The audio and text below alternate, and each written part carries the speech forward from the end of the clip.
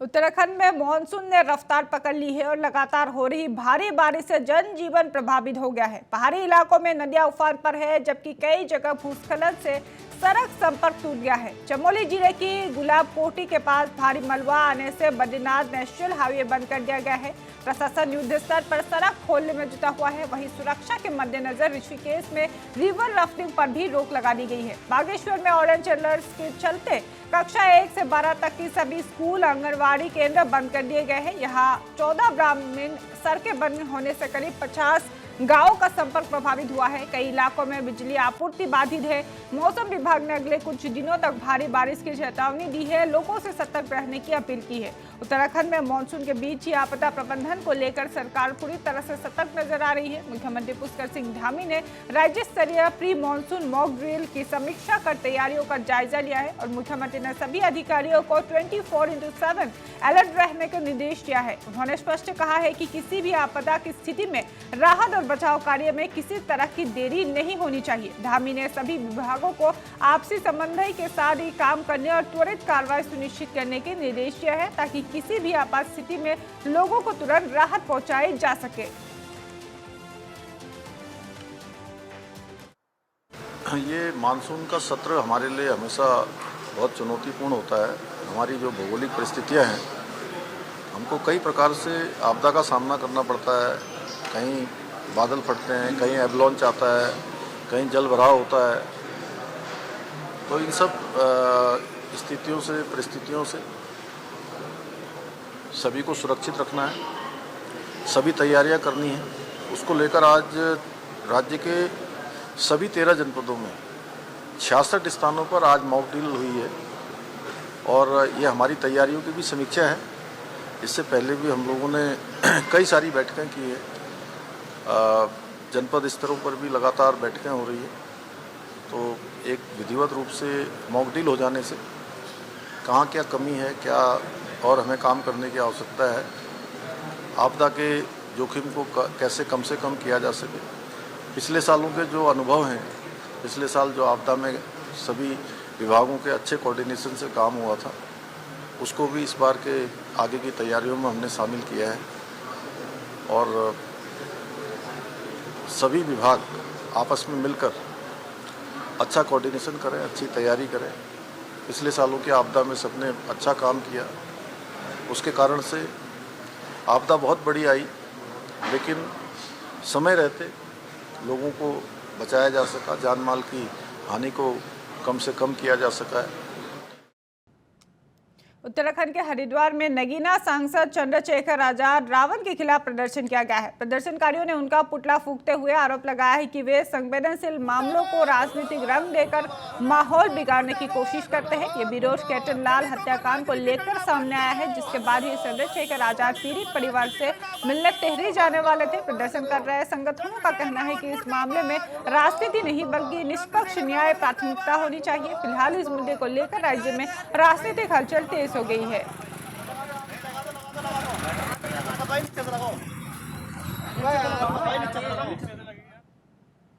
उत्तराखंड के विकास नगर में पहली बारिश से खोल दी है सिस्टम की पोल। भीषण गर्मी के बाद ही झमाझम बारिश से जहां एक और मौसम को सुहावना कर दिया है, वहीं तेज बारिश की वजह से पछवाड़ू क्षेत्र के सभी इलाकों में जल भराव की तस्वीरें नजर आ रही है। तेज बारिश की वजह से विकास नगर के जीवनगढ़ क्षेत्र में सड़कें तालाबों में तब्दील हो गया है। मानसून की दस्तक से पहले हुई प्री मानसून की इस पहली बारिश से बनी हालातों को देखकर अंदाजा लगाया जा सकता है कि आने वाले मानसून में लोगों की मुसीबत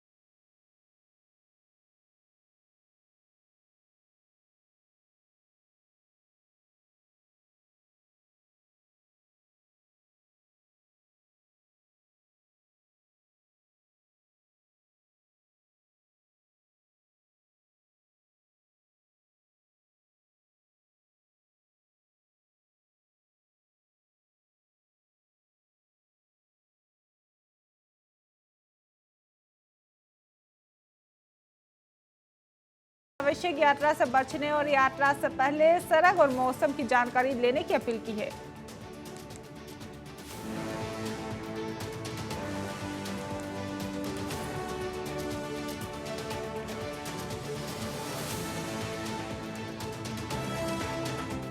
हरिद्वार में लग्जरी स्लीपर बसों के खिलाफ परिवहन विभाग ने बड़ा अभियान चलाया है। जिलाधिकारी मयूर दीक्षित के निर्देश पर ही विशेष प्रबंधन अभियान के दौरान ही 80 बसों के चालान किए गए हैं, जबकि 12 बसों को सीज कर दिया है। जांच के दौरान ही बसों की परमिट, फिटनेस और सुरक्षा मानकों की पड़ताल की गई है। 15 बसें परमिट की शर्तों का उल्लंघन करती मिली, जबकि 2 बसें सड़क सुरक्षा के लिहाज से बेहद ही असुरक्षित पाए गए। इनकी फिटनेस प्रमाण पत्र निरस्त करने की सिफारिश की गई है। इसके अलावा 12 बसों में बिना अनुमति संरचनात्मक बदलाव भी मिले हैं और परिवहन विभाग ने साफ किया है कि नियमों का उल्लंघन करने वाले वाहन संचालकों के खिलाफ आगे भी सख्त कार्रवाई की जाएगी।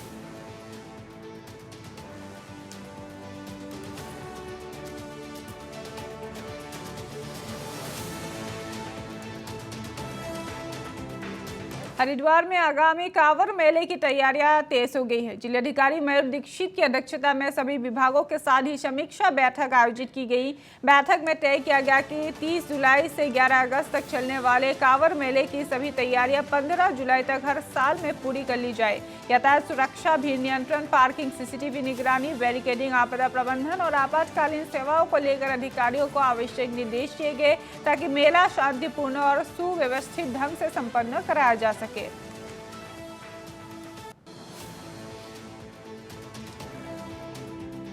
यात्रा 2026 सकुशल संपन्न हो, इसके लिए सभी डिपार्टमेंट के साथ लगातार मीटिंग्स, कोऑर्डिनेशन मीटिंग्स चल रही हैं। आज पुलिस विभाग के समस्त अधिकारीगण और लाइन डिपार्टमेंट्स के अधिकारीगणों के साथ बैठक की गई है। सेक्टरवार समीक्षा भी की गई है जहां जहां पर कार्य किया जाना है।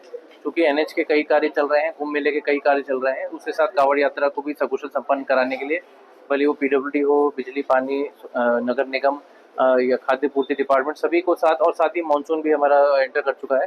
तो इन सभी चैलेंजेस को देखते हुए कांवड़ मेला सकुशल संपन्न हो, उसके बारे में चर्चा की गई है। और जुलाई के अंत से लेकर मिड अगस्त तक कांवड़ यात्रा चलेगी, तो इसको देखते हुए सिक्योरिटी प्लानिंग, ट्रैफिक रूट पर भी चर्चा की गई है। सभी से अनुरोध है, सभी स्टेक होल्डर्स, सभी हमारे कांवड़ यात्री, सभी श्रद्धालु, सभी व्यापारी बंधु, मीडिया, सभी का स्टेक होल्डर्स के साथ भी एक बैठक की जाएगी आने वाले समय में, ताकि उनकी जो भी सुझाव है या उनकी कोई समस्या है उसका भी समाधान हो सके। सर, बड़ी संख्या में सभी शिव भक्तों का स्वागत है और कांवड़ मेला प्रतिवर्ष हम देख रहे हैं कि संख्या में बढ़ोतरी हो रही है। तो सभी शिव भक्तों से अनुरोध भी रहेगा कि वो जो भी ट्रैफिक प्लान बनाया जाएगा हरिद्वार जनपद का या जहाँ से भी वो जिस भी राज्य या जनपद से आ रहे हैं उसका अनुपालन करें। साथ ही जो भी श्रद्धालु यहाँ आ रहे हैं वो गंगा नदी, गंगा माँ की सफाई और स्वच्छता को जरूर उसको मेंटेन करें।